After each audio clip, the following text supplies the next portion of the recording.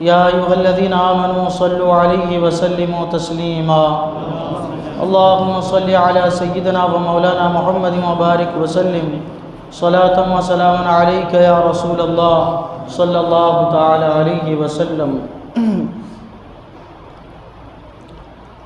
اعلیٰ حضرت عظیم البرکت مجدد دین و ملت الشاہ امام احمد رضا خاں فاضل بریلوی رضی اللہ تعالیٰ عنہ فرماتے ہیں، پارہائے صحف غنچہائے قدس، پارہائے صحف غنچہائے قدس، اہل بیت نبوت پہ لاکھوں سلام، اور جتنے ہیں شہزادے اس شاہ کے ان سب اہل مکانت پہ لاکھوں سلام۔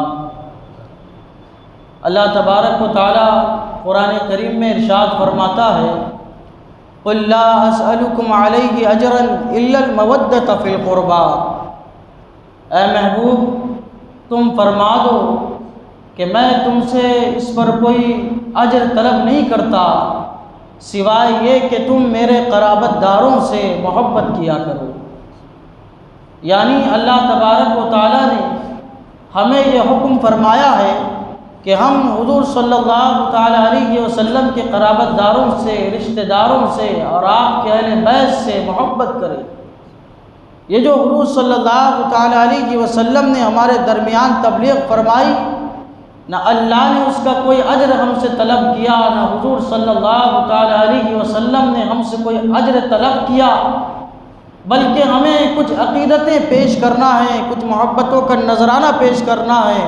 تو اللہ تبارک و تعالیٰ فرماتا ہے کہ تم میرے محبوب کے قرابت داروں سے محبت کیا کرو۔ اگر تم یہ محبت کے نذرانے پیش کرو گے تو گویا تم میرے محبوب کے احسان کا شکریہ ادا کر رہے ہو۔ اس لیے ہمیں چاہیے کہ ہم حضور صلی اللہ تعالیٰ علیہ وسلم کے اہل بیت کا تذکرہ کریں، ان سے محبت کریں۔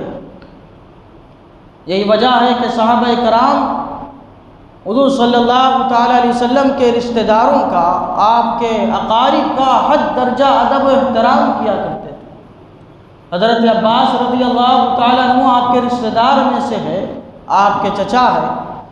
جب وہ صحابہ کرام کے درمیان تشریف لاتے تھے تو صحابہ کرام آپ کے استقبال کے لیے کھڑے ہو جاتے تھے، اور جب آپ تشریف لاتے تھے تو آپ کے ہاتھ کا اور آپ کے قدم کا بوسہ دیا کرتے تھے، اور آپ کو اونچی جگہ پہ بٹھایا کرتے تھے۔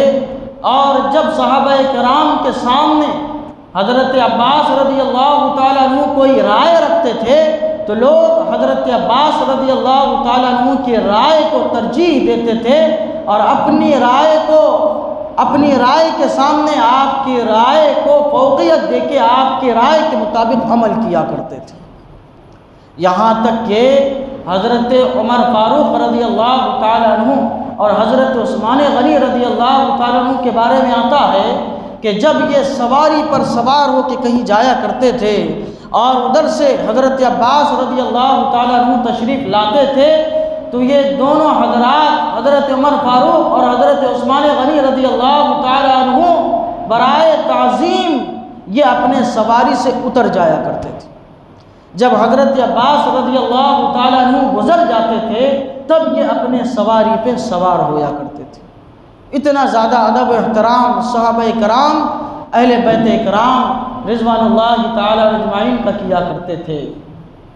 حضور صلی اللہ تعالیٰ علیہ وسلم نے اپنے اہل بیت کے متعلق فرمایا تھا کہ میرے اہل بیت کی مثال کشتی نوح کی طرح ہے، کہ جو کشتی نوح میں سوار ہوا تھا وہ کامیاب ہو گیا تھا، نجات پا گیا تھا، تو جو میرے اہل بیت کی کشتی یعنی ان کے محبت کی کشتی میں سوار ہو جائے گا وہ نجات پا جائے گا۔ تو ہمیں چاہیے کہ ہم حضور صلی اللہ تعالیٰ علیہ وسلم کے اہل بیت کا تذکرہ کیا کریں، ان سے محبت کیا کریں، ان کی خدمت کیا کریں۔ حضرت امام جعفر صادق رضی اللہ تعالیٰ عنہ یہ بھی اہل بیت کرام میں سے ہے، بڑی شان والے ہیں۔ حضرت امام حسین رضی اللہ تعالیٰ عنہ کے پڑپوتے ہیں حضرت امام جعفر صادق رضی اللہ تعالیٰ عنہ۔ آپ کی جو ولادت ہوئی وہ سن 80 یا 83 ہجری میں آپ کی ولادت ہوئی۔ ربیع الاول شریف کا مہینہ تھا، 17 ربیع الاول شریف کو آپ کی ولادت ہوئی۔ آپ پیدائشی ولی تھے اور آپ کا مقام اور مرتبہ اللہ اور اس کے رسول کے نزدیک بڑا ہی عظیم تھا۔ آپ کا جو نسب نامہ ہے، شجرہ نسب ہے، آپ کے والد گرامی حضرت امام باقر رضی اللہ تعالیٰ عنہ ہیں، اور ان کے والد گرامی حضرت امام زین العابدین رضی اللہ تعالیٰ عنہ ہے، جو کہ حضرت امام حسین رضی اللہ تعالیٰ عنہ کے شہزادے ہیں۔ یعنی حضرت امام حسین رضی اللہ تعالیٰ عنہ کے پڑپوتے ہوئے اور حضرت امام زین العابدین کے یہ پوتے ہوئے حضرت امام جعفر صادق رضی اللہ عنہ۔ اور والدہ کی طرف سے آپ کے والدہ کا نام ام فردہ، پھر ان کے والد گرامی کا نام جو ہے وہ قاسم تھا، اور ان کے والد گرامی کا نام حضرت محمد تھا، اور ان کے والد حضرت ابوبکر صدیق رضی اللہ تعالیٰ عنہ تھے۔ تو آپ اپنے والد صاحب کی جانب سے حسینی سید ہیں، اور والدہ کی طرف سے آپ صدیقی ہیں۔ حضرت امام جعفر صادق رضی اللہ تعالیٰ عنہ نے اپنی زندگی اللہ تبارک و تعالیٰ کی عبادت میں گزاری۔ حضرت امام مالک رضی اللہ تعالیٰ عنہ فرماتے ہیں کہ میں نے بارہا آپ کی خدمت میں حاضری دی، اکتساب فیض میں نے آپ سے کیا، لیکن جب بھی میں آپ کی خدمت میں پہنچا تو تین عبادتوں میں سے ایک عبادت میں نے آپ کو مصروف پایا۔ یا تو آپ نماز پڑھ رہے ہوتے تھے، یا تو آپ تلاوت قرآن کر رہے ہوتے تھے، یا تو آپ روزے سے ہوتے تھے۔ ان تین طرح کی عبادت میں ہمیشہ اپنی زندگی حضرت امام جعفر صادق رضی اللہ تعالیٰ عنہ صرف فرمایا کرتے تھے۔ اور آپ تابعی ہیں، جو شخص ایمان کی حالت میں اپنی جاگتی ہوئی آنکھوں سے حضور صلی اللہ تعالیٰ علیہ وسلم کے دیدار سے مشرف ہوتا ہے اور اسی پر اس کا خاتمہ ہوتا ہے ایمان کی حالت میں، تو اس کو صحابی کہا جاتا ہے۔ اور اسی طرح جو شخص ایمان کی حالت میں جاگتی ہوئی آنکھوں سے کسی صحابی کا دیدار کرتا ہے اور ایمان پر اس کا خاتمہ ہوتا ہے تو اس کو تابعی کہا جاتا ہے۔ حضرت امام جعفر صادق رضی اللہ تعالیٰ عنہ یہ تابعی تھے، انہوں نے حضرت انس بن مالک اور حضرت سہل بن سعد رضی اللہ تعالیٰ عنہما کا دیدار کیا تھا، تو یہ تابعی ہوئے۔ اور اس وقت کے بڑے بڑے جلیل القدر ائمہ اعظام محدثین کرام نے آپ سے اکتساب فیض کیا۔ ہمارے امام اعظم ابو حنیفہ رضی اللہ تعالیٰ عنہ اور حضرت امام مالک رضی اللہ تعالیٰ عنہ، اور بڑے محدث ہیں حضرت سفیان ثوری رضی اللہ تعالیٰ عنہ، انہوں نے حضرت امام جعفر صادق رضی اللہ تعالیٰ عنہ سے فیض حاصل کیا۔ یہ آپ کا مقام و مرتبہ ہے۔ اتنے بڑے جلیل القدر ائمہ اعظام آپ کی بارگاہ میں آ کے ذان و ادب طے کرتے تھے۔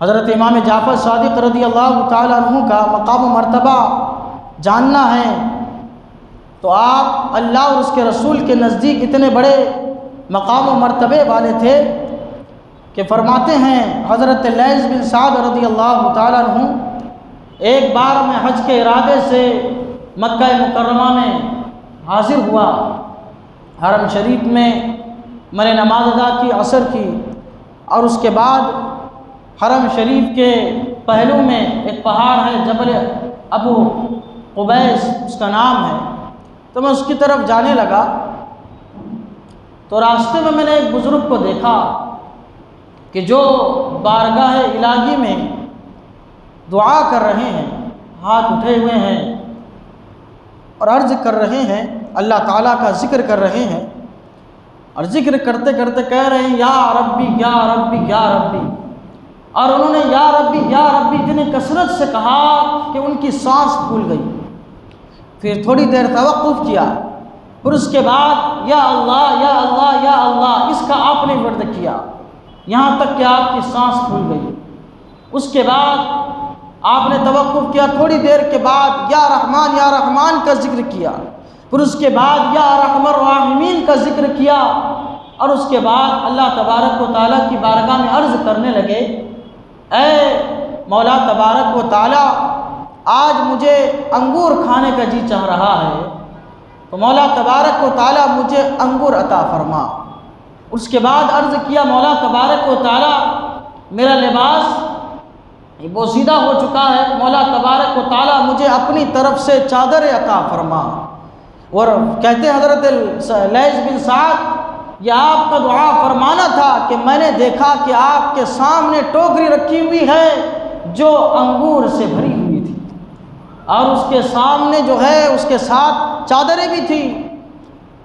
ان کی دعا بعد میں ختم ہوئی، یہ چیز پہلے حاضر ہو گئی، تو میں جو ہے ان کی بارگاہ میں حاضر ہوا، اور میں نے کہا اس انگور میں میرا بھی حق بنتا ہے، کیونکہ جب آپ دعا کر رہے تھے تو میں بھی پیچھے کھڑا تھا اور آپ کی دعا پہ میں آمین کہہ رہا تھا۔ حضرت نے فرمایا، آؤ تم بھی میرے ساتھ بیٹھو اور کھاؤ۔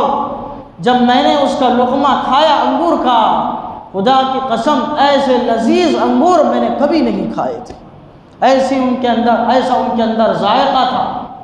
پھر جب میں انگور کھا چکا تو ہم دونوں کھائے انگور، مگر پیٹ بھر کے ہم دونوں نے انگور تناول کیے، لیکن آخر میں دیکھتے ہیں تو پہلے جتنے آئے تھے اتنے ہی موجود تھے اس کے اندر، اس میں ایسی برکت ہو گئی تھی۔ انگور سے فارغ ہوئے، حضرت امام جعفر صادق رضی اللہ تعالیٰ عنہ نے فرمایا، وہ بزرگ وہی تھے، فرمانے لگے کہ یہ چادریں بھی ہے، یہ چادریں بھی لے لو۔ تو حضرت لیث بن سعد نے کہا کہ نہیں، مجھے چادروں کی ضرورت نہیں ہے۔ تو اس کے بعد حضرت نے فرمایا کہ ٹھیک ہے کہ تم ذرا آڑ لے لو، مجھے اپنا لباس تبدیل کرنا ہے۔ میں نے آڑ لیا اور انہوں نے لباس تبدیل کیا، اپنا جو لباس پرانا تھا اپنے ہاتھ میں رکھا اور جو ہے چل دیے حرم شریف کی طرف، اور میں بھی ان کے پیچھے پیچھے چل دیا۔ مجھے نہیں پتا تھا کہ وہ کون شخصیت ہے۔ جب وہ صفا مروہ کے پاس پہنچے تو ایک سائل ان کے پاس آیا اور کہنے لگا، اے اللہ تبارک و تعالیٰ کے پیارے حبیب کے فرزند، مجھے کچھ لباس عطا فرمائیے، اللہ تبارک و تعالیٰ آپ کو جنتی لباس عطا فرمائے گا۔ تو انہوں نے جو اپنے ہاتھ میں لباس تھا وہ اس سائل کو دے دیا۔ تو میں نے پھر سائل سے پوچھا کہ آخر یہ کون شخصیت ہے جو اتنی کرم نوازی کرنے والی ہے، اور اللہ تبارک و تعالیٰ ان سے ایسی محبت فرماتا ہے کہ جو یہ مانگتے ہیں فوراً اللہ تبارک و تعالیٰ ان کو عطا فرما دیتا ہے، فوراً ان کو عطا کر بھی دیا۔ میں نے دیکھا وہ سائل کہنے لگا، ارے کیا تم کو نہیں معلوم یہ کون ہے؟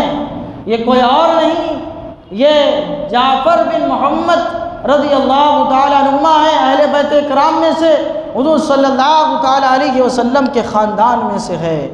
تو پھر مجھے احساس ہوا، میں نے ان کو تلاش کیا، تلاش کرتا رہا، لیکن حضرت امام جعفر صادق رضی اللہ تعالیٰ عنہ سے میری ملاقات نہیں ہو پائی۔ یہ دیکھیے آپ کا مقام و مرتبہ کہ آپ جو دعا کرتے ہیں اللہ تبارک و تعالیٰ آپ کی دعا ختم ہونے سے پہلے وہ چیز آپ کو عطا فرما دیتا ہے۔ یہ آپ کا مقام و مرتبہ ہے اللہ تبارک و تعالیٰ کے نزدیک۔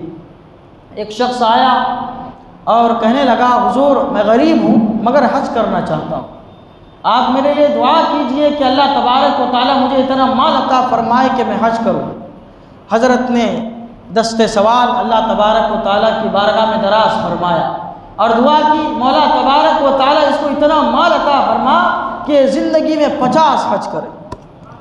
اللہ تبارک و تعالیٰ نے اس کو اتنا مال عطا فرمایا کہ اس نے زندگی میں اپنے جو ہے 50 حج کیے۔ جب 51 حج کے لیے وہ نکلا، سفر میں حج کے لیے نکلا تھا، تو ایک مقام جوفہ میں وہاں پہ اس نے قیام کیا، اس کو نہانے کی ضرورت ہوئی، وہ دریا میں اترا۔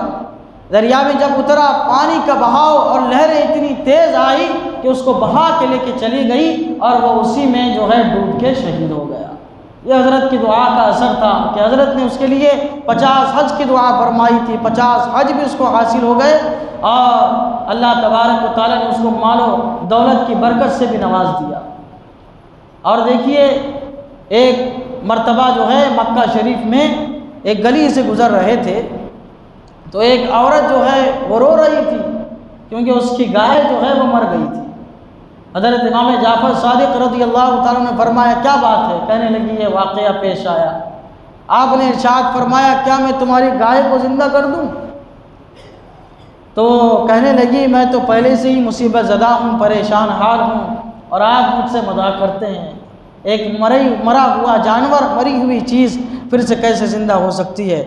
حضرت امام جعفر صادق رضی اللہ تعالیٰ عنہ نے تبسم فرمایا اور اس کے بعد اس کے سر اور اس کے پیر کو ہلایا اور آپ نے کچھ پڑھا، جیسے ہی پڑھنا تھا وہ گائے جو ہے اٹھ کے کھڑی ہو گئی اور زندہ ہو گئی۔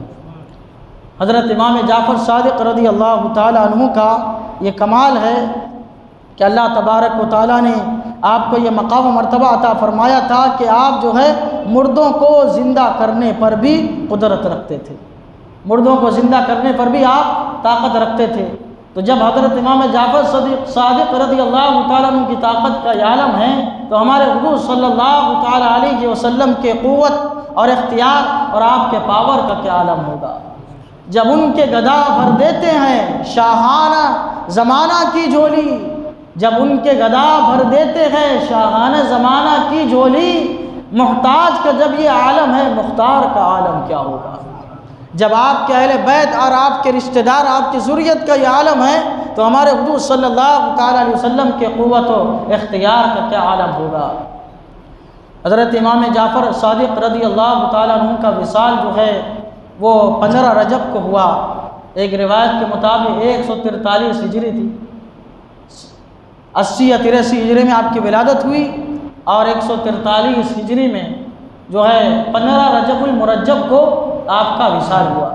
لیکن عام طور پہ جو ہے آپ کی کنڈے کی فاتحہ جو مشہور ہے وہ 22 رجب کو ہے۔ خیر فاتحہ جس کی جو ہے جس وقت دی جائے، جس تاریخ میں دی جائے، اللہ تبارک و تعالیٰ قبول فرماتا ہے، اس کا ثواب اس کو پہنچتا ہے۔